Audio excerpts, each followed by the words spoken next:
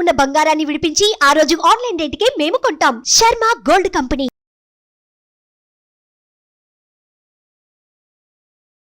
నమస్కారం, సుమన్ టీవీకి స్వాగతం. ప్రస్తుతం మనతో పాటు ఉన్నారు శ్రీచక్రపీఠ వ్యవస్థాపకులు, జ్యోతిష్య పండితులు, మనందరికీ సుపరిచితులైనటువంటి డాక్టర్ ప్రదీప్ జోషి గారు మనతో పాటు ఉన్నారు. గురుగారు నమస్కారం అండి. శ్రీమాత్రే. గురుగారు, నిధి నిక్షేపాలకు ఉన్న చోట ఎక్కువగా మనకి పాములు కనిపిస్తూ ఉంటాయి కదా. నాగబంధనం అనే ఒక వర్డ్ కూడా మనకి వినిపిస్తూ ఉంటుంది. ప్రత్యేకించి ఈ నాగబంధనం అంటే ఏంటి, ఎందుకు అలా నిధి నిక్షేపాలు ఉన్న చోటే పాములు కనిపిస్తాయి, ఏంటి రెండింటికి ఉన్నటువంటి సంబంధం? శ్రీ గురుభ్యో నమః. శ్రీమాత్రే నమః. మొదలు మనం ఈ టాపిక్ డిస్కస్ చేసే ముందు కొన్ని క్వశ్చన్స్కి మనకు ఆన్సర్ వెతుక్కోవాలి. ఆ క్వశ్చన్స్ అన్నిటికీ ఆన్సర్లు మనకు తెలిస్తే ఈ యొక్క నాగబంధనం గురించి కూడా మనకు కొంచెం అర్థమవుతుంది. ఇప్పుడు ఒక చోట మనము కాకులకి అన్నం పెడతాం. డైలీ మీరు ఒక కాకి అన్నం పెట్టండి. మీరు 12:30 అంటే 12:30కి అన్నం పెట్టండి. ఒక 3 రోజులు పెట్టండి, కాకి వచ్చినట్టుంది. దాని నెక్స్ట్ డే మీరు అన్నం పెట్టండి, పెట్టకపోండి, కరెక్ట్గా ఎగ్జాక్ట్ 12:30కి కాకి ఎక్కడికి వచ్చేస్తుంది. కాకుల దగ్గర వాచ్ ఉందా? లేదు కదా, టైంకి అవి వచ్చేస్తాయి కదా. అట్లాగే ఆరుద్ర నక్షత్రంలో సూర్యుడు ప్రవేశించి 10 రోజులు ఉంటాడు. ఆరుద్ర నక్షత్రంలో సూర్యుడు 10 రోజులు ఉంటాడు. ఆ రోజే భూమిలో నుంచి ఆరుద్ర పురుగులు బయటకు వస్తాయి. వాటికి ఎవరికైనా చెప్పారా? మనం ఏదైనా న్యూస్, ఏదైనా అనౌన్స్మెంట్ ఏమైనా చేసామా? పలానా రోజు పలానా డేట్ టైంలో బయటకు రావాలని చెప్పి ఎవరైనా అనౌన్స్మెంట్ చేశారు? వాటికి ఏం లేదు. లేదు. అట్లాగే వేసవి, ఇది మనకి వసంత ఋతువు వచ్చింది. రాగానే మనకి కోకిల కుహు కుహు అని కూస్తుంది. దానికి ఎవరైనా చెప్పారా ఇది వసంతకాలము, ఇప్పుడు చెట్లు చిగురుస్తున్నాయి, నువ్వు అరవాలి అని చెప్పి? లేదు కదా. సో ప్రకృతిలో ఒక మనిషి తప్ప, మనుషులం తప్ప మిగతా సమస్తమైనటువంటి జీవజంతువు జాలం మొత్తము కూడా ప్రకృతి ఆధీనంలో ఉంది. ఒక మనిషి మాత్రమే తన పరిణితిని తాను కోల్పోయి ప్రకృతికి విరుద్ధంగా వ్యవహరిస్తాడు, ప్రకృతిని నాశనం చేస్తున్నాడు. అలాంటి మనుషులకు ఇప్పుడు నేను చెప్పేది అర్థం కాదు. ఎందుకోసం అంటే వాళ్ళకి నాగబంధనమా, అది ఎట్లుంటుంది? పాములు మనం చెప్తే వింటాయి, వితండవాదం చేసేవాళ్ళు అర్థం కాదు, ఇలా ఉంటారు. సో వాళ్ళ కోసమే ఫస్ట్ కొంచెం ఈ కంటెంట్ నేను ఇచ్చాను. వీటన్నిటికీ నువ్వు ఆన్సర్ ఎత్తుక్కొనిరా, నీకు నాగబంధనం ఏంటో అర్థమవుతుంది. అది కాకుండా ఇంకొకటి కూడా ఉంటుంది. మనం ఇదొక్కటి బాగా అర్థం చేసుకోవాలి మన జీవితంలో. తిర్యగమనములు అని అంటారు వీటిని, జంతువులన్నీ. ఇవన్నీ కూడా ఇలా ట్రావెల్ చేస్తాయి. జంతువులన్నీ కూడా ఏంటి, తల ఇలా, హెడ్, మనుషులు ఎలా ఉంటాం మనం ఇలా స్ట్రైట్గా నడుస్తాం. కానీ ఇవన్నీ కూడా ఏంటంటే తిర్యగమనములు. సో ఈ తిర్యగమనములు ఏవైతే ఉన్నాయో ఇవన్నీ కూడా ప్రకృతి ఆధీనంలో ఉంటాయి. ఏదైతే కనుక తిర్యగమనము కాకుండా ఈ వెన్నుపూస అనేటువంటిది నిటారుగా ఎవరికైతే ఉంటుందో వాళ్ళకి స్వతంత్ర చిత్తం అనేది వస్తుంది. వాళ్ళు ఇంకొకళ్ళ ఆధీనంలో కూడా వెళతారు, స్వతంత్ర చిత్తంలో కూడా వస్తారు. ఇది బాగా అర్థం చేసుకోండి. ఇది మనకి అర్థం అవ్వాలంటే ఫస్ట్ మనం ఏంటంటే కొన్ని జంతువులకు సంబంధించిన కొన్ని విషయాలు కూడా మనం, కొన్ని వాస్తవాలు తెలుసుకోవాలి. ఏమిటంటే ఇప్పుడు మీరు బ్యాంకాక్కి పోయినా, సింగపూర్ పోయినా, అక్కడ డాల్ఫిన్ షోస్ ఉంటాయి. డాల్ఫిన్ షోస్లో ఆ డాల్ఫిన్స్ చెప్పినట్టు వింటాయి. ఎందుకు వింటాయి? ట్రైన్ చేస్తారు. ఆ ట్రైన్ చేసే ముందు వాటిని ఏం చేస్తారు అంటే కొన్ని రోజుల పాటు, కొన్ని గంటల పాటు, ప్రతిరోజు కొన్ని గంటల పాటు వాటిని స్ట్రైట్గా నిల్చోబెడతారు. వాటిని ఎరిక్టల్ పొజిషన్లో వాళ్ళు నిల్చోబెడతారు. సో అవి నేచర్కి కనెక్ట్ అవుతాయి అన్నమాట. అంటే స్వతంత్ర బుద్ధి కలిగినవి అవుతాయి. అంటే ఇన్ని యూనివర్సల్ కనెక్షన్ ఏదైతే ఉందో, రిసోర్స్ ఏదైతే ఉందో, యూనివర్సల్ ఆల్గారిథం ఏందో దాని నుంచి డిస్కనెక్ట్ అవుతుంది. అలా డిస్కనెక్ట్ అయ్యి హ్యూమన్ నేచర్కి అలవాటు పడుతుంది. ఇప్పుడు అలాగే మీరు దున్నపోతుని కూడా ఆడిస్తారు సదర్లో. ఆ దున్నపోతుని కంట్రోల్ చేయాలంటే ఏం చేస్తారంటే ముక్కు తాడు కట్టి దాన్ని ఇలా పైకి పెడతారు. దాన్ని కూడా బ్రెయిన్ అండ్ స్పైన్ అనేది ఎరిక్ట్ చేయడానికి ట్రై చేస్తారు కొంచెం. దానివల్ల అది మన మనిషి కంట్రోల్లోకి వస్తుంది. ఇలా మనిషికి కంట్రోల్లో తెచ్చుకునేది జంతువులు కొన్ని ఉంటాయి, ప్రకృతి కంట్రోల్లో ఉండేటువంటి జంతువులు కొన్ని ఉంటాయి. అందులోపల అత్యంత ప్రధానమైనటువంటి జంతువులు ఏవి అంటే సర్పములు. ఈ సర్పములు శబ్ద సూచనతో నడుస్తాయి. శబ్ద సూచన అంటే మంత్రమునకు లొంగుతాయి. ఇది బాగా గుర్తుపెట్టుకోండి. పాములన్నీ మంత్రాలకు లొంగుతాయి. మంత్రములకు ఉంటాయి. నా స్వానుభవం చెప్తాను. అంటే నేను చాలా నాస్తికుడిని. మా ఇంట్లో క్వశ్చన్ వేసేవాడు ఎవడు అంటే అది నేనే. ఇదెందుకు, అదెందుకు చేస్తున్నారు, ఇది ఎట్లా చేస్తున్నారు అని ప్రతి ఒక్కటి క్వశ్చన్ అడిగేవాడిని. అయితే ఈ సర్పబంధనం గురించి నేను నమ్మలేదు. మా ఊర్లోని నిజామాబాద్లో గుర్బాబాది అని ఒక ఏరియా ఉంటుంది, దుబ్బా అని ఏరియా ఉంటుంది. అక్కడ ఒక ఫేమస్ పర్సన్ ఉంటారు, ఆయన అడ్వకేట్. వాళ్ళ ఇంట్లో ఏం జరిగింది, వాళ్ళకి శత్రువులు ఏం చేశారు అంటే సర్పబంధనం చేశారు. ఇది 1998 అండ్ 94 ఆ టైంలో జరిగింది. ఇది వాళ్ళకి శత్రువులు ఎవరు సర్పబంధనం చేశారు. ఏం జరిగింది అని తెలుసా? అసలు ప్రజావాసము అంటే మొత్తం మనుషులు ఉండే ప్లేస్, కొంచెం ఒక 2 రోడ్లు దాటితే పొలాలు ఉంటాయి. అంటే పాములు ఇంట్లోకి వస్తే 1 రావాలి, 2 రావాలి. వాళ్ళ ఇంట్లో శత్రువులు చేసిన పనికి విచ్చలవిడిగా పాములన్నీ తరుముకుంటూ వచ్చేసాయి. ఆ ఒక్క ఇంటే పట్టుకుంది. ఆ ఒక్క ఇంట్లోనే పాములు, ఎక్కడ చూడు పాములు. మళ్ళీ ముందు రోజంతా లేవు. ద నెక్స్ట్ డే మార్నింగ్ పరుపు చుట్టుతా ఉంటే పరుపు కింద 2 పాములు కనిపించాయి. అన్ని చిన్న చిన్న పాములు, ఇంతే పాములు. మళ్ళీ ఇంట్లో ఎక్కడికి వెళ్ళి ఎక్కడ చూసినా మొత్తం ఇంటి నిండా పాములు కనిపించేసాయి. ఒక చోటు నుంచి పాములన్నీ బయటకు వచ్చేస్తున్నాయి. ఎన్ని వందల పాములు వచ్చాయి. ఇది అప్పట్లో న్యూస్ కూడా కవర్ చేశారు. అప్పట్లో ఈనాడు పేపర్లో కూడా వార్త దాంట్లో కూడా వచ్చింది.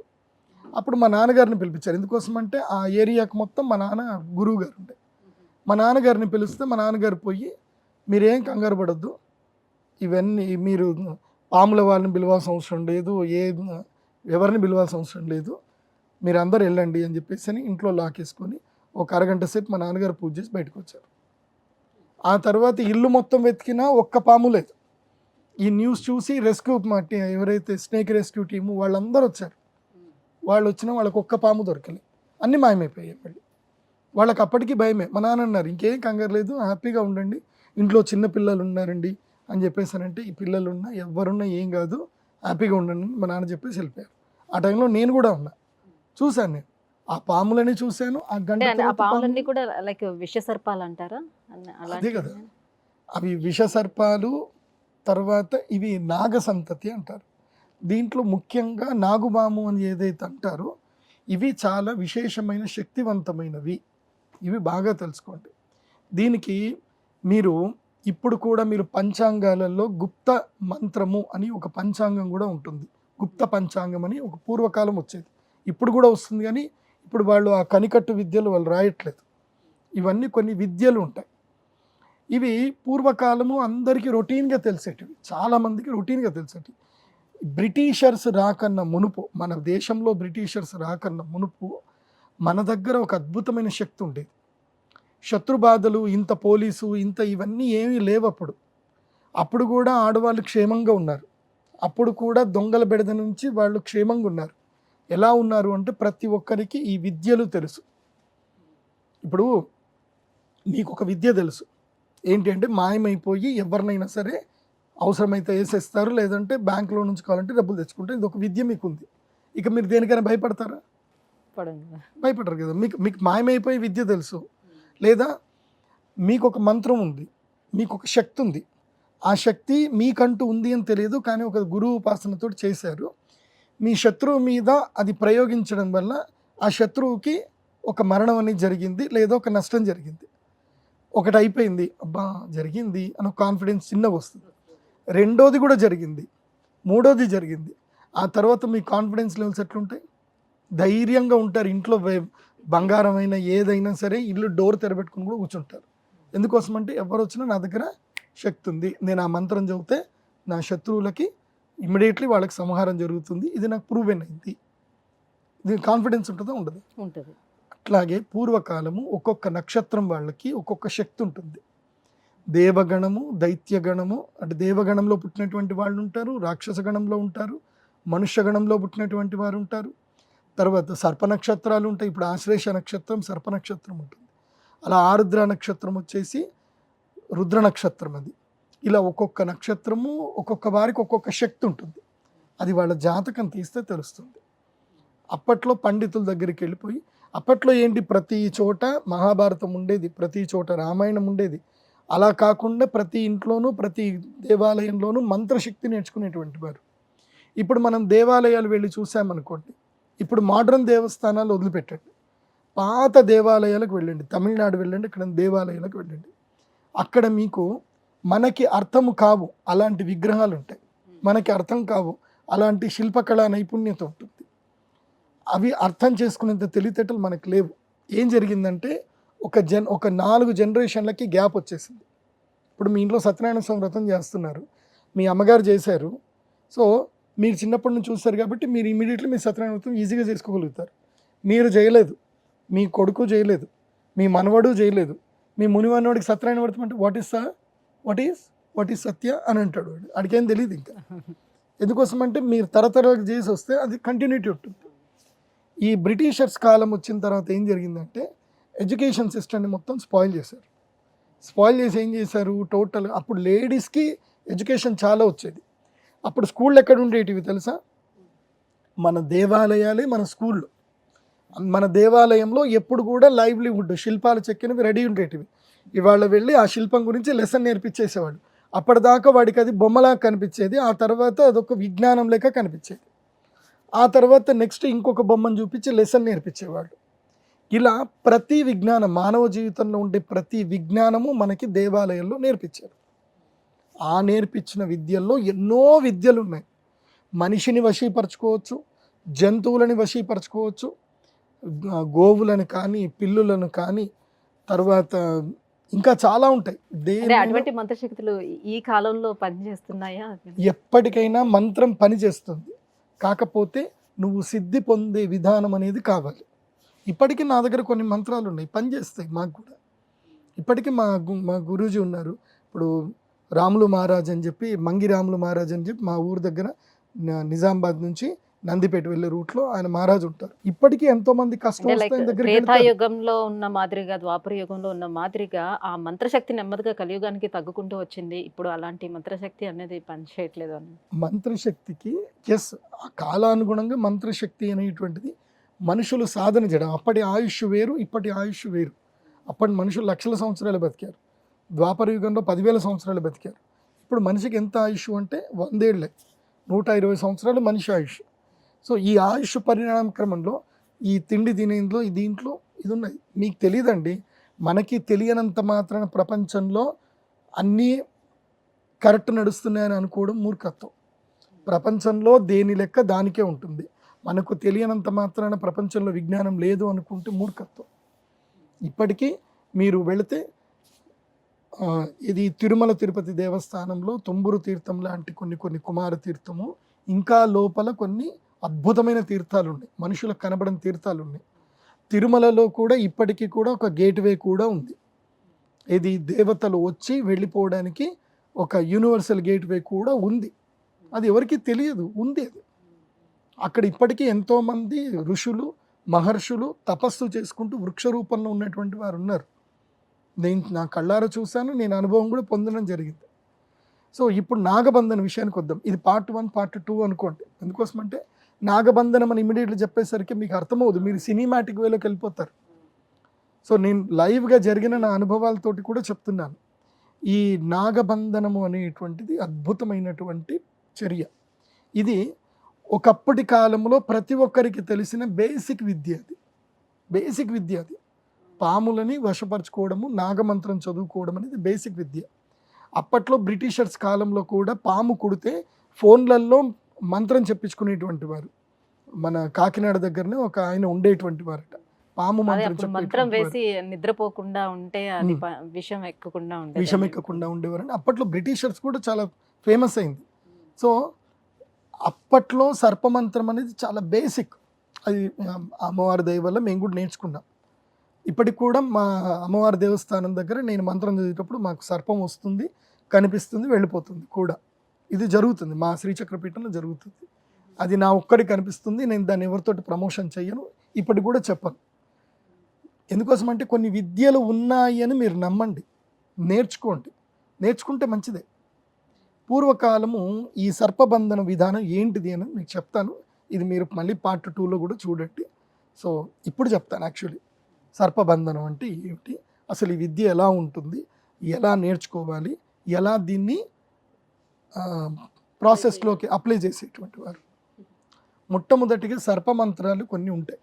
ఇవి మనకి సిద్ధ నాగార్జున తంత్రము, అదేవిధంగా వైకృతిక రహస్యము అనే దాంట్లో రుద్రయామల తంత్రములోనూ ఇవి కొన్ని మంత్రాలు గుప్తంగా ఉంటాయి.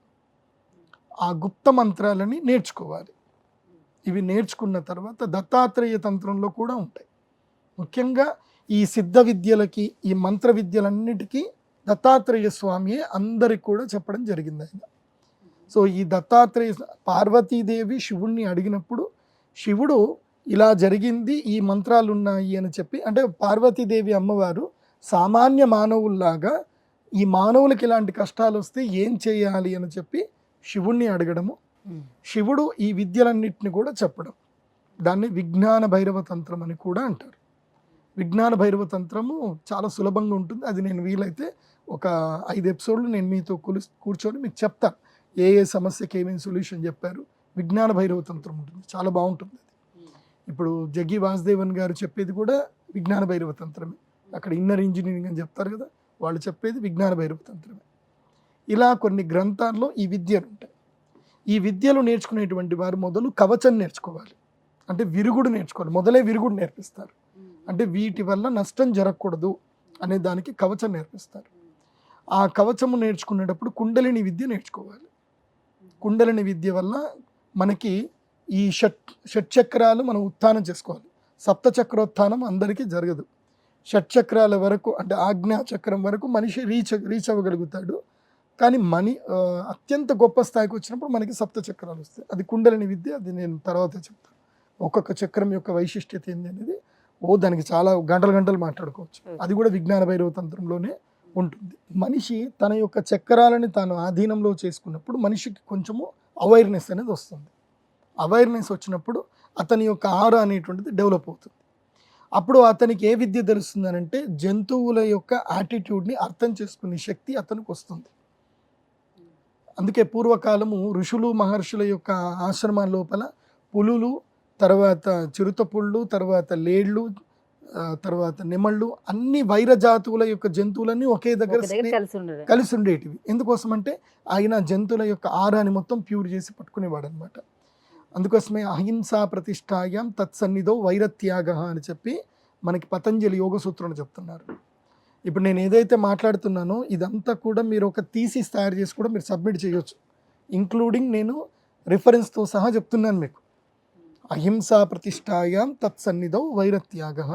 ఏ మనిషి యొక్క మనస్సులో అయితే అహింసాభావం ఉంటుందో, అంటే కోపము, క్రూరత్వము, ద్వేషము అనేది ఏదీ లేకుండా అహింసాభావము, హింసత్వం లేనటువంటి మృదుత్వం ఉన్నటువంటి చిత్త ఎవరికైతే ఉంటుందో వారి దగ్గరికి ఎవరైతే వచ్చినా వాళ్ళ యొక్క మనసులో ఉన్న వైరం మొత్తం తొలగిపోతుంది. ఇది వాళ్ళకి ఉండేటువంటి లక్షణం. ఇప్పుడు నా దగ్గరికి కూడా చాలామంది వస్తారు, ఇంట్లో మొగుడు తిట్టినా పడరు, వాళ్ళ నాన్న తిట్టినా పడరు, కానీ నా దగ్గర వచ్చి కూర్చుంటారు. నేను తిట్టేది తిడతా, నవ్వుతూ పడతారు నా దగ్గర. అవును గురుగారు అని పడతారు. ఎందుకోసం అంటే మా దగ్గరికి వచ్చిన తర్వాత అమ్మవారి ఉపాసన చేస్తాం కదా, మా ఆరలో వచ్చి కూర్చునేసరికి వాళ్ళకి ఆ వైరము, కోపము అన్నీ పోతాయి. వాళ్ళకి మోస్ట్లీ పోతాయి. వాళ్ళు మేము చెప్పిందంతా వింటారు. పెద్ద పెద్ద స్టార్స్, పెద్ద పెద్ద డైరెక్టర్లు వాళ్ళు కూడా వచ్చి నాతో తిప్పించుకోవడానికి వస్తారు. గురుగారు ఏమైనా తిట్టండి గురుగారు, ఎవరు అట్లా. తత్సన్నిధో వైరత్యాగ, అంటే ఉపాసన బలం ఉన్నటువంటి వారి దగ్గరికి వస్తే ఆటోమేటిక్గా మనకు ఒక ఎనర్జీ తెలిసిపోతుంది. అది ఆరా అంటారు. ఆ పాజిటివ్ ఎనర్జీ అనేది కాస్త పాస్ అవుతుంది. ఫస్ట్ మీ ఆరా ఎంత లెంత్ లో ఉంటే ఆ లెంత్ లో వాళ్ళు ఉంటే పాజిటివ్ ఎనర్జీ అనేది వస్తుంది అంటారు. Yes, simple. మీకు కూడా తెలుస్తుంది. ఇప్పుడు మీరు కూడా ఎన్నో ఇంటర్వ్యూలు చేస్తూ ఉంటారు. కొంతమంది నెగిటివ్ పర్సన్స్ ఉంటారు. ఇప్పుడు అయిపోతుందిరా బాబు ఇంటర్వ్యూ, ఇంకే తొందరగా కంప్లీట్ చేసుకుని వెళ్ళిపోదామని మీకు కూడా అనిపిస్తూ ఉంటుంది. ఎందుకోసం అంటే మీరు ఆరాలో కూర్చోలేకపోతారు, మీకు పడదు ఆరా. సో ఇలా అందరికీ ఉంటుంది. ఆ ఆరా సంబంధించిన తత్వాన్ని అర్థం చేసుకోవాలి అని అంటే మనిషికి పంచకోశాల గురించి, షట్చక్రాల గురించి కొంచెం అవగాహన రావాలి. ఆ అవగాహన కొంచెం నేర్పిస్తారు, నేర్చిన తర్వాత మంత్రోపదేశం చేసేస్తారు. ఇక ఆ మంత్రాన్ని సిద్ధి చేసుకోవాలి. సిద్ధి చేసుకున్న తర్వాత ఇంకా మంత్రం చదివితే సర్పాలు వచ్చేస్తాయి. ఎక్కడ సర్పం ఉన్నా ఆ సర్పము ఆ మంత్రముతో చదవగానే ఆ మంత్రం అక్కడ స్తంభించిపోతుంది. ఈ మంత్రాలు ఎలా ఉంటాయనంటే మారణం, మోహనం, వశ్యం, స్తంభనం, ఉచ్చాటకం అనేటువంటివి ఉంటాయి. 8 రకాలుగా ఉంటాయి. మారణం, మోహనం, వశ్యం, స్తంభనం, ఉచ్చాటనాధికం, నిర్వీర్యం చేయడము, మళ్ళీ నిర్లిప్తం చేయడము, నిర్వికల్పము చేయడము, ఇలాంటివి అన్ని సాధనలో ప్రక్రియలు ఉంటాయి. ఇవన్నీ కూడా మీకు విజ్ఞాన భైరవ తంత్రంలో వస్తాయి. దేవి సప్తశతిలో కూడా ఇవి వస్తాయి మనకి. తర్వాత రుద్రయామల తంత్రంలో కూడా వస్తాయి. ఇప్పుడు ఫస్ట్ ఏం చేశాడు అంటే మరణం అంటే చంపడం, మోహనం అంటే ఇది మోహనం చేసుకోవడం, వశ్యం అంటే వశీకరణం చేసుకోవడం. ఆ జంతువులని వాటిని వశీకరణం చేసుకొని ఇప్పుడంటే మనకి బ్యాంకులు ఉన్నాయి. ఇప్పుడు అంత సంపద కల్చర్ ఎట్లా వచ్చింది, నోట్ కల్చర్ వచ్చింది. అప్పట్లో నోట్లు కాదు కదా, అప్పట్లో ఉన్నదంతా ఏంది, అప్పట్లో కాయిన్స్, బంగారు కాయిన్స్, రాగి కాయిన్స్, వెండి కాయిన్స్. సో ఆ బంగారం ఎక్కడ పైన డూప్లికేట్ చేయలేరు. ఇప్పుడు నోట్ సిరీస్లు ఉన్నాయి. ఆ అక్కడ పైన ఆయన రాజుగారు బ్యాన్ చేశారు. ఇప్పుడు 2014లో మోదీ గారు బ్యాన్ చేశారు. అవి మనకు చిత్తుకు అవుతారు. అయిపోయి RBIలో ఇచ్చేసాం, మళ్ళీ మనం డబ్బులు తెచ్చుకున్నాం. సో ఇప్పుడు 500 నోటు 1000 నోట్లు మనకు పనిచేయవు. కానీ గోల్డ్ అలా కాదు కదా, మెటల్ అలా కాదు. మెటల్ కాంట్ బ్యాన్, దాన్ని బ్యాన్ చేయలేదు. కాబట్టి మెటల్ ఎక్కడున్నా సురక్షితంగా పెట్టుకోవాలి అని దానికి బిందెలలో ఉన్నది అదే కదా, ఇంకే ఉంటుంది. బిందెలలో పెట్టి వాటికి ఒక గుడ్డ కట్టి మంత్రోపదిష్టమైనటువంటి తాళ్ళు కట్టి వాటిని లోపల పెడతారు. లోపల పెట్టినప్పుడు ఈ మంత్రాలు చదువుతారు. ఈ మంత్రాలు చదివి దానికి ఒక రేఖ గీస్తారు. ఒక రేఖ గీసి ఆ మంత్రము చదివి ఆ సర్పాదేవతలని ఆహ్వానం చేస్తారు. ఆహ్వానం చేసినప్పుడు ఆ సర్పాలు వస్తాయి. వచ్చి దానికి రక్షణగా ఉండాలి అని చెప్పి ఆ మంత్రము ఏదైతుందో కైండ్ ఆఫ్ ఒక ఆల్గరిథం అనుకోండి, ఒక మన పాస్వర్డ్ లాగా, అవి దానికే లొంగుతాయి తప్ప దేనికి లొంగు. ఇంకా దాన్ని మూత పెట్టేసి వెళ్ళిపోతారు. అయితే ఈ చాలామందికి ఈ గుప్త నిధుల గురించి కొంచెం అవగాహన తక్కువ. నాకు బాగా తెలుసు, మేమంతా చదివాం కాబట్టి. నాకు మన తెలంగాణలో ఆర్కియాలజీ డిపార్ట్మెంట్ ఉండేవాళ్ళు కూడా నాకు చాలా క్లోజ్ పరిచయం. వాళ్ళతో కూడా డిస్కస్ చేశాను, తిరిగాను కూడా. చాలామందికి గుప్త నిధులు అంటే ఎక్కడ పడితే అక్కడ ఎవడో చెప్పారని తవ్వేస్తారు. గుప్త నిధులకి ఒక రితం ఉంటుంది, ఒక పద్ధతి ఉంటుంది. అది పెట్టేవాళ్ళు ఒక పద్ధతిగా పెడతారు. అంటే 100కి 80 మంది కరెక్టే పెడతారు, 20 మందికి తెలియని వాళ్ళు ఎక్కడో దాపెట్టుకుంటారు. అవే మీకు దొరుకుతాయి. అంటే పలానా ప్లేస్ లో నిధులు ఉన్నాయని మనకి ఆ ఎనర్జీ లెవెల్స్ ని బట్టి తెలుసుకునే అవకాశం ఉంటుందా? ఈ ప్లేస్ లో ఉంటుంది తెలుస్తుందా? దానికి అభిమంత్రించినటువంటి కొబ్బరికాయలు, తర్వాత రాజసమ్మోహిని అనేది ఒక తాంత్రిక వేర్లు దొరుకుతాయి. అవి ఎక్కడ అందరికీ దొరకవు. రాజసమ్మోహిని అని దాని పేరు వేరు, నేను వేరే చెప్తున్నాను అంతే. బదనికలు దొరుకుతాయి, హిమాలయాల్లో దొరుకుతాయి. వాటిని దగ్గర పెట్టుకుంటే అవి మాట్లాడతాయి కూడా. మాట్లాడడం అంటే వాటికి ఒక లాంగ్వేజ్ ఉంటుంది. అవి లైవ్ వుడ్ ప్లాంట్స్ ఉంటాయి. అవి మన చేతిలో పెట్టుకొని వెళుతూ ఉంటే అవి కదులుతాయి. అవి కదిలిన దాన్ని బట్టి మనకి ఆ లాంగ్వేజ్ నేర్చుకోవాలి. మనం ఆ ప్లాంట్కి సంబంధించిన లాంగ్వేజ్ నేర్చుకోవాలి. ఇప్పుడు మీరు చైనా వెళ్ళారు, చైనా వాళ్ళ భాష మీరు నేర్చుకోవాలి కదా. అట్లాగే ఆ ప్లాంట్కి సంబంధించిన లాంగ్వేజ్ మనం నేర్చుకోవాలి. ఆ లాంగ్వేజ్ నేర్చుకొని కనుక మనం దాన్ని పట్టుకొని వెళితే అది చెప్పేస్తుంది. దాని పెద్ద కష్టమేం కాదు. సో ఆ ఏవైతే సర్పాలు కానివ్వండి, దీనికి బంధనం ఉంటుంది. జర్రీలు, తేళ్ళు, సర్పాలు, ఈ 3 కూడా ఉంటాయి. ఒకే చోట తేళ్ళన్నీ పుట్టుకొని బయటకు వస్తాయి, తేళ్ళు కూడా ఉంటాయి. అక్కడ ఎలా పెడతారు అని అంటే, ఈ యొక్క దిగ్బంధనం చేసేటప్పుడు విధానం ఏంది అని అంటే, ఫస్ట్ దిగ్బంధనం చేసే స్థలాన్ని ఎంచుకోవాలి. స్థలాన్ని ఎంచుకొని వీరికి వంశానికి సంబంధించిన కొన్ని వృక్షాలు ఉంటాయి. ప్రతి వంశానికి ఒక వృక్షం అనేది ఉంటుంది. ఇప్పుడు మనం చింతకాయల రవి అని పేరు చెప్తారు. తర్వాత మర్రి శశిధర్ రెడ్డి అని అన్నారు. మర్రి అని ఎందుకు పెట్టారు? వాళ్ళకి తెలియదు. చాలామంది వాళ్ళ ఇంటి పేరు వాళ్ళకి తెలియదు. కొంతమందికి నిప్పులోళ్ళు, ఇంటి పేరు నిప్పులు అని ఉంటుంది వాళ్ళకి. ఇంకోళ్ళ పేర్లు ఏంటంటే ఆవులోళ్ళు అని ఉంటుంది. ఒక్కొక్కళ్ళ ఇంటికి ఒక్కొక్క పేరు ఉంటుంది. ఆ ఇంటి పేరు చాలామందికి తెలియదు. అది తెలుసుకుంటే వాళ్ళ గుప్త నిధులు ఎక్కువనే వాళ్ళకి తెలిసిపోతాయి. వాళ్ళ ఇంటి పేరును బట్టి వాళ్ళ వంశవృక్షం ఏదైతే ఉందో అది ఎంచుకుంటారు ఫస్ట్. సో అక్కడ ఇది పెడతారు, పెట్టి దాని మీద వృక్షాన్ని పెట్టేస్తారు, ఇంకా చెట్టు పెడతారు. ఎప్పుడైనా గుర్తుపెట్టుకోండి, గుప్త నిధులు ఏవి కూడా ఓపెన్గా పెట్టరు. ఓపెన్ ల్యాండ్లో, ప్లెయిన్ ల్యాండ్లో పెట్టరు. ఎందుకోసమంటే రేపు ఎవరైనా వచ్చి తవ్వే ఆస్కారం ఉంటుంది కాబట్టి ఓపెన్గా పెట్టరు. 6 నుంచి 8 అడుగుల లోపలనే పెడతారు. మినిమం 8 అడుగులు, 8 అడుగులకు మించినది పైన పెట్టరు. ఇది ఒకటి. అది పెట్టిన తర్వాత ఏం చేస్తారు అంటే దాని మీద వృక్షమును పెడతారు. ఆ వృక్షమును పెట్టి ఆ వృక్షమునకు విరుద్ధ వృక్షములు కానీ లేదంటే వంశీ వృక్షములు కానీ దానికి దూరంగా పెడతారు. అలా పెట్టి తర్వాత ఏం చేస్తారు, వాటికి ఒక లెక్కలు ఉంటాయి. ఇప్పుడు మీరు అడవిలోకి వెళ్ళారనుకోండి, మీకు అన్ని టేకు చెట్లు కనపడ్డాయి, అన్ని టేకు చెట్లు కనపడతాయి. కానీ ఆ రితము ఆల్గరితం తెలుసుకోవడం కష్టం. ఈ గుప్త నిధులు పెట్టిన వాళ్ళకి ఆల్గరితం తెలుస్తుంది. అన్ని పూర్వకాలము బాటసార్లు ఎట్లా తెలుసుకునేవాళ్ళు, మైల్ రాయిలు చెట్లను బట్టే తెలుసుకునేవాళ్ళు. ఇప్పుడు ఉదాహరణకి ఇప్పటికీ మణికొండకి వెళ్తే ఏమంటారు, మర్రి చెట్టు సర్కిల్, చింత చెట్టు సర్కిల్ అంటారు ఇప్పటికీ. సో అట్లాగే పూర్వకాలం కూడా పలానా చెట్టు మధ్య వృక్షం అక్కడ ఉంది, సాల వృక్షం ఉంది అని చెట్ల పేర్లతోటి వాళ్ళు గుర్తుపెట్టుకునేవాళ్ళు. సో ఆ రితం ప్రకారమే ఆ చెట్లు కనబడాలి. ఎక్కడైతే ఆ రితం లేదో, ఎక్కడ మిస్ ఉంటుందో ఆ చెట్టు కిందనే నిధి ఉంటుంది. సో ఇలా నిధులు పెడతారు. ఆ నిధులు తీయడానికి వెళ్ళినప్పుడు ఎవరు ప్రయత్నం చేసినా సర్పాలు బయటకు వస్తాయి. దానికి నాగబంధనం వేసి ఉంటుంది. నాగబంధనం వేసి ఉంటుంది. నాగబంధనం లేకుండా మోస్ట్లీ నిధులు 80% పెట్టరు. 20% ఎవరో తెలియని వాళ్ళు, మామూలు వాళ్ళు బిందెల్లో పెట్టేసి ఎక్కడో దాచిపెట్టుకుంటారు భయపడికి. మళ్ళీ వచ్చి తెచ్చుకుందాం అనుకుంటారు, మర్చిపోతారు. వాళ్ళకి చాలామందికి లాటిట్యూడ్స్ తెలియవు కదా, ఇప్పుడు మనం ఎక్కడున్నామని చెప్పేసి. సో అవన్నీ ఉంటాయి. మీకు ఒక విద్య కూడా ఉంటుంది. అయితే అనంత పద్మనాభ స్వామి టెంపుల్లో ఇప్పటికీ ఒక డోర్ ఓపెన్ కావట్లేదు కదా, దాన్ని ఎవరు ప్రయత్నించినా కూడా చనిపోతూ వస్తున్నారు కదా. దానికి ఒకవేళ దానికి నాగబంధనం వేశారు అని చెప్తున్నారు.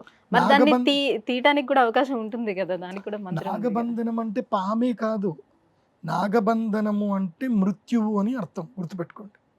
మృత్యువు ఏ రూపంలో అయినా వస్తుంది. ఇప్పుడు ఈ రహస్యం బయట పెట్టినటువంటి వ్యక్తి ఎవరైతే ఉన్నాడో, గవర్నమెంట్కి ఒక లెటర్ రాశాడు ఒక వ్యక్తి, ఒక పూజారి లెటర్ రాశాడు. ఆయన ది నెక్స్ట్ డే చనిపోయాడు. ఎలా చనిపోయాడు? అది మృత్యువు. మృత్యువును కూడా మనం పంపించగలుగుతాం. పూర్వకాలంలో ఈ విద్య కూడా ఉండేది. ఏంటిది, ఎవరైనా దొంగతనం చేశారు, ఇంట్లో ఏదైనా వస్తువు పోయింది, వాళ్ళు ఆ ఇంట్లో వస్తువు లేనిపోతే ఎడమ కాలు మట్టి, కాళి ముద్రలు ఉంటాయి కదా, ఆ కాలి మట్టిని తీసి మంత్రం చదివి ఆ పాముకి వాసన చూపించేవాడు. పాము వచ్చి ఏది ఆ మట్టి దగ్గర ఉండేది, అది పాము వెళ్ళేదన్నమాట. అది ఎక్కడికి వెళితే అక్కడ దొంగ దొరికిపోయాడు. అది వెళ్ళేది, అది వెళ్ళి ఆ దొంగ దగ్గర ఉండేది. అలా సర్ప విద్యలు ఉన్నాయి. మీరు టెక్నాలజీ బాగున్నట్టుంది. అప్పటి టెక్నాలజీ, బికాస్ ప్రకృతితోటి మమైకమని ఉన్నారు కదా, ప్రకృతి పసిగడుతుంది. ఇప్పుడు ఉదాహరణకి మీరు ఎప్పుడో చిన్నప్పుడు ఒక చిన్న కుక్క పిల్లని పెంచుకున్నారు, దాన్ని వదిలేశారు. ఓ 10 ఏళ్ల తర్వాత మీరు ఆ కుక్కను చూడండి, అది ఎగురుకుంటూ మీ దగ్గరికి వస్తుంది. అది గుర్తుపడతాయి. చెప్తున్నా కదా, ఎరిక్టల్ ఎవరికైతే ఉంటుందో వాళ్ళు స్వతంత్ర చిత్తులు అవుతారు. వాళ్ళు సృష్టికి ప్రతి సృష్టి చేసే ప్రయత్నం చేస్తారు, కానీ ప్రకృతిని అర్థం చేసుకోరు. ప్రకృతిని అన్నిటిని కూడా కాపీ పేస్ట్ చేస్తారు, కమ్యూనికేట్ చేసుకుంటారు, విజ్ఞాన ప్రదర్శనలు చేస్తారు, విద్యావంతులు అవుతారు. కానీ విజ్ఞానవంతులు అవ్వరు, విద్యావంతులు అవుతారు. అంటే ఏదో వాళ్ళకు వాళ్ళు నేర్చుకున్న ఒక మాయలో ఇరుక్కుపోతారు. ఈ ప్రపంచంలో మాయలో ఉన్నది ఒక మనిషి మాత్రమే. మాయలో లేనిది ఎవరు అంటే ప్రకృతి. ప్రకృతి దాని ఆల్గారిథంలో, దాని ఫంక్షన్లో అది ఉంది. ప్రకృతిని డిస్టర్బ్ చేస్తే ఏం చేస్తుంది అనేది మొన్ననే మనకి దుబాయ్లో ఒక మంచి వార్నింగ్ ఇచ్చింది. వాళ్ళు మేము ఒక టెక్నాలజీ కనుక్కున్నాం, మేఘాలని కరిగిస్తాం అని అన్నారు. మీరెందుకు కరిగిరన్నా, మేము వచ్చి కరిగిస్తుందా అని చెప్పి సంవత్సరం అంతా కురవాల్సిన వర్షాన్ని ఒక్కరోజు కురిపించి ప్రకృతి తానేంటిదో చూపించిపోయింది. కోవిడ్ కూడా అంతే. మనం ఎంత ప్రకృతికి అహేతుకంగా ఉంటే అంత జరుగుతుంది. నేను ఎందుకు ఈ ప్రకృతిని ఎందుకు అంటున్నా అంటే, ఈ దిగ్బంధన విద్యలు ఉన్నాయి, ఇప్పటికీ చాలామంది చేస్తున్నారు, చేయొచ్చు కూడా, చేయొచ్చు. కాకపోతే అది మానవ హేతువుకి, అంటే మానవులకి మంచి జరగడానికి మాత్రమే, హితమునకు మాత్రమే ఉపయోగించాలి.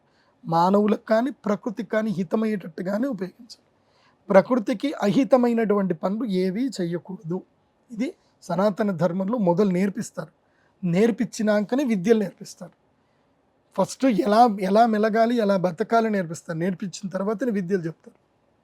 అందుకోసమంటే స్వార్థం కోసం మిస్యూజ్ చేసుకోకూడదు. స్వార్థం కోసం ఎప్పుడైతే మిస్యూజ్ చేసుకున్నారో ప్రకృతి వాడిని కాటేస్తుంది, పక్క వెంటబడుతుంది. సో ఉన్నాయి, ఈ విద్యలు నేర్చుకోవచ్చు, అందరూ నేర్చుకోండి, సంతోషంగా ఉండండి. మీకు ఏ శత్రువు వచ్చినా సరే సర్పదేవతలకు వెళ్ళి దండం పెట్టుకోండి. ఎందుకోసం అంటే నేను కర్ణాటక, నాకు ఎన్నో లైవ్ ఎక్స్పీరియన్స్లు ఉన్నాయి. నేను కర్ణాటకలో ఉడిపిలో నేను చదువుకున్నాను, మణిపాల్ యూనివర్సిటీలో చదువుకున్నాను. నేను అక్కడ చదువుకున్న రోజులు నేను వెళ్ళి తిరిగాను. మీకు ఇది కోలా తెలుసా? కాంతారా సినిమా తెలుసా? కాంతారా సినిమాలో ఆ కోలా అనేది ఉంది కదా, దాని గురించి కూడా చెప్తాను. వెయిట్. సుమన్ టీవీలో మీ పర్సనల్ అండ్ బిజినెస్ ప్రమోషన్స్ కోసం కింది నెంబర్కి కాంటాక్ట్ చేయండి.